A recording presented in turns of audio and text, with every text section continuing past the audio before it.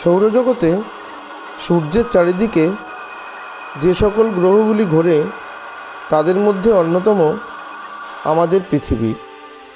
পৃথিবীই একমাত্র গ্রহ যেখানে প্রাণের অস্তিত্ব রয়েছে। সূর্য থেকে পৃথিবীর দূরত্ব প্রায় 15 কোটি কিলোমিটার। পৃথিবীর গড় তাপমাত্রা 15 ডিগ্রি সেলসিয়াস।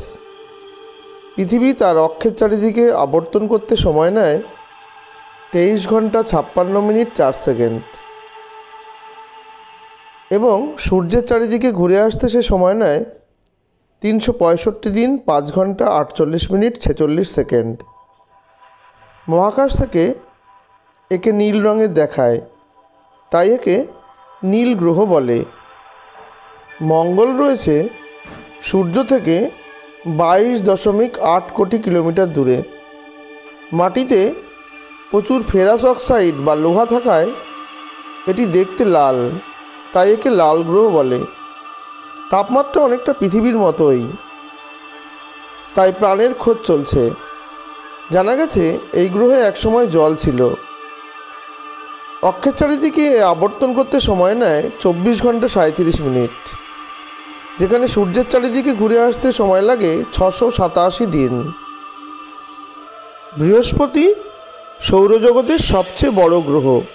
এর অভিকর্ষ সবথেকে বেশি। সূর্য থেকে এর দূরত্ব 77.8 কোটি কিলোমিটার। এখানকার তাপমাত্রা -150 ডিগ্রি সেলসিয়াস।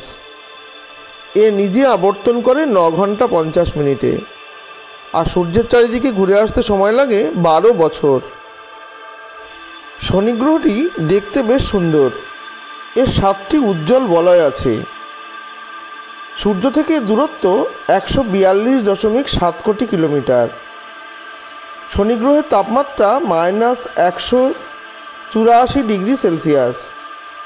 শনি গ্রহ তার নিজের চারিদিকে ঘুরতে সময় নেয় 10 ঘন্টা, আর সূর্যের চারিদিকে ঘুরে আসতে সময় লাগে 29 বছর 6 মাস।